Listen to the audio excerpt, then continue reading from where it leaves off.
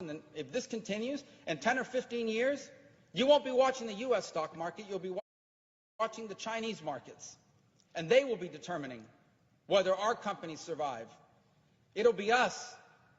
It'll be us on the outside looking in. And then Americans are going to wonder, why do we no longer invent great things? Why do we now have to do whatever China wants in the world in order to get the medicines we need to cure my mom or my dad's Alzheimer's?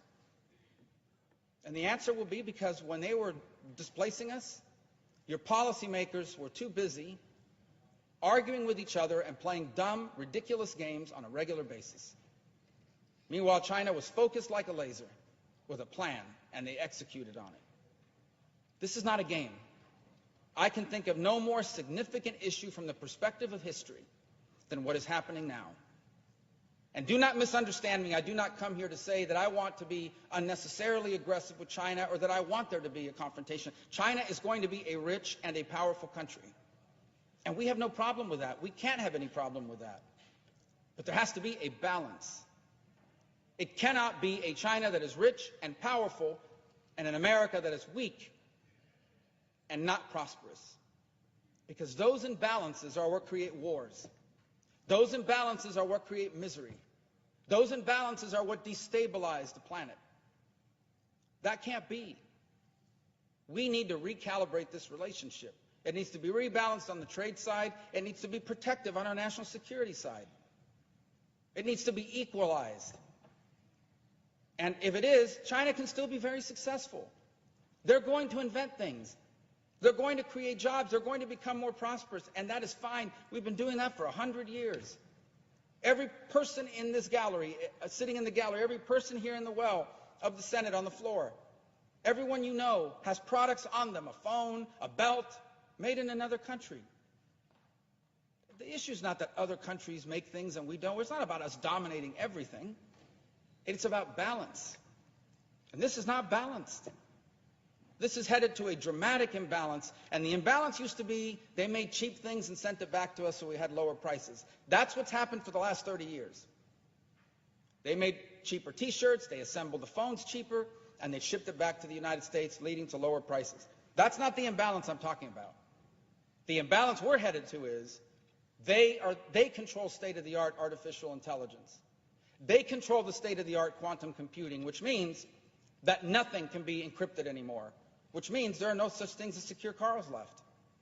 The President of the United States one day will not be able to talk to his national security officials anywhere in the world without the Chinese hearing it, because no matter what encryption you put in, they'll break it with a quantum computer. That's the imbalance I'm talking about. The imbalance I'm talking about is one day we'll have a dispute with China on something on national security somewhere in the world, and they will threaten to cut off our supply of biomedicines. In essence, threaten the lives of Americans not getting medicine unless we cave to their desires. That's the imbalance I'm talking about. The imbalance I'm talking about is one where they dominate aerospace, where they are the nation that controls satellites and satellite communication. They are the nation that controls 5G. We're headed towards autonomous vehicles. Autonomous vehicles will depend on 5G technology. And China will dominate the world in 5G, and we will depend on it. So we're going to build a fleet of autonomous trucks and autonomous cars, and none of them will work if the Chinese decide to shut it down because they dominate that field. That's the imbalance I'm talking about. And if this all sounds fantastic, apocalyptic, look it up. Research it. And I promise you, you will not find a single person versed on this topic that would disagree with what I'm saying. This is the threat that we face, and we are not facing it squarely.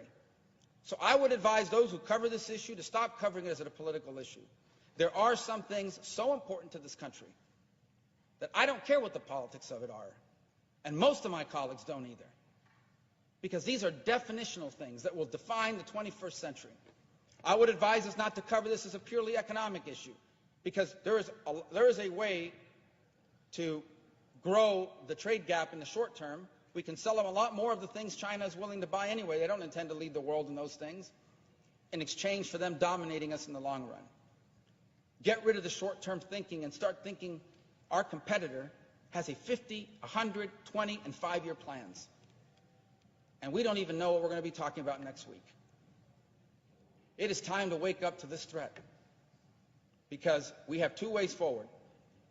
There can be a balanced relationship between two great powers, leading to a world that is stable and secure and prosperity, or we can have an imbalanced world in which a rising power in China does so at the direct expense of a falling status quo power in the United States, and that instability will lead to conflict and a way of life for Americans that we will find unacceptable. And then it will be too late. And then we will have to explain, maybe to our children, and most certainly to our grandchildren, why the America we grew up in led the world in all the great innovations and all the great ideas and provided prosperity to millions of people here and around the world, and the America they get to grow up in is a second-tier power. Back